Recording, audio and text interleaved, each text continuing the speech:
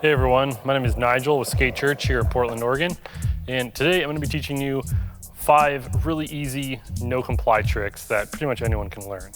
So if you're just starting out and you want some easier tricks to learn, I think the no-complies are a really good place to start because they don't involve needing to know how to ollie or kickflip or even shove it.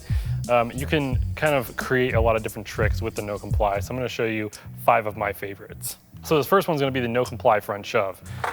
Now basically, if you know how to do this with your skateboard, then you can probably land the no-comply front shove. Now you're probably not going to be landing it the same way that I do, but you can start off slow and just work your way up to doing it faster and adding a little bit more style to your no-comply front shoves.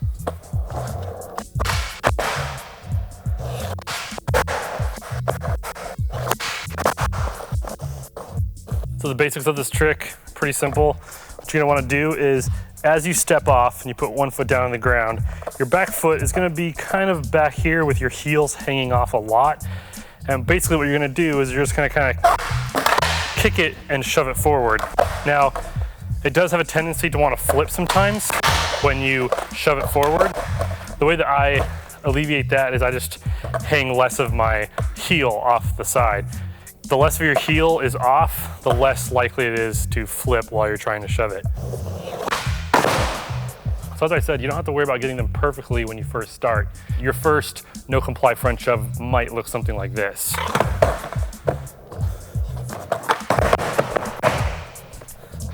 And that's totally fine.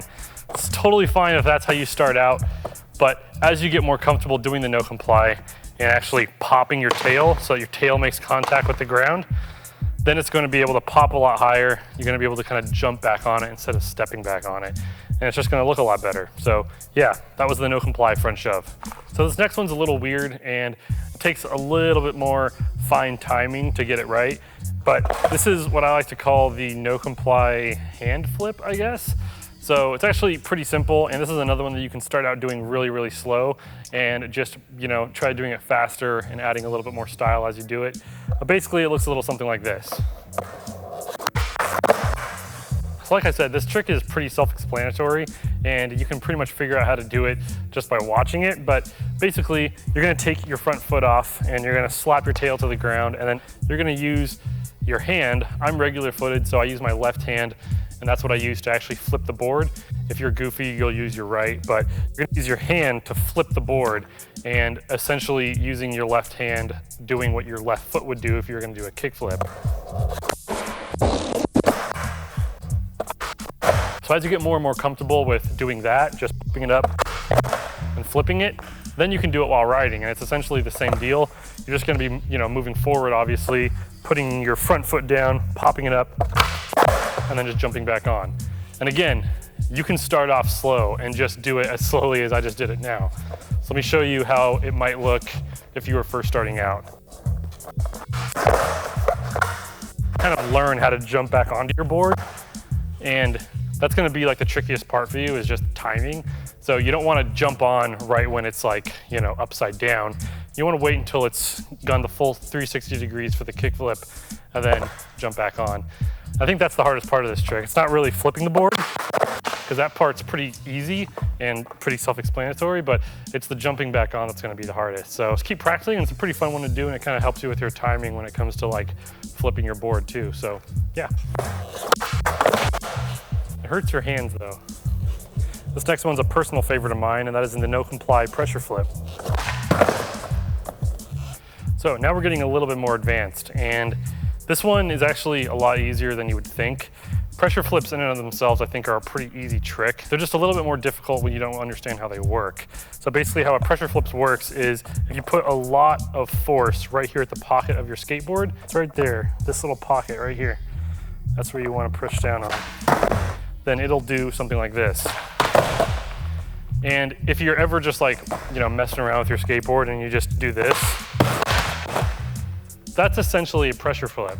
And so the idea with the no-comply pressure flip is that you're just doing that like how you would, just standing up messing with your board, but you're doing it intentionally so that the board does a pressure flip while your left foot is on the ground if you're regular, right if you're goofy. But while your foot is on the ground, you do that pressure flip and then you just jump back on. So again, you're gonna place your front foot on the ground, and again, I would suggest starting out like this. Don't go crazy and try to just do it first try, but take your front foot off the ground and then just put a bunch of pressure on that little pocket in the back.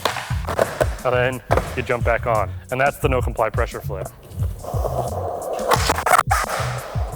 Okay, so back to another easy one. This one might not be considered a trick to most people, and you also need wheels that are good for power slides and some pretty slick ground. But if you have those two things, this is, I guess, a no comply power blunt slide. This one's actually really easy, and if you've ever power slid before, you'll know how it feels. And yeah, it's pretty self-explanatory. It's basically just take your front foot off and power slide. Now, this might be a little bit of a stretch to call this a no comply trick, but it has the same principles of a no comply, which is taking your front foot off and slapping your tail to the ground. So I just thought I'd add it in there because it is actually really fun to do.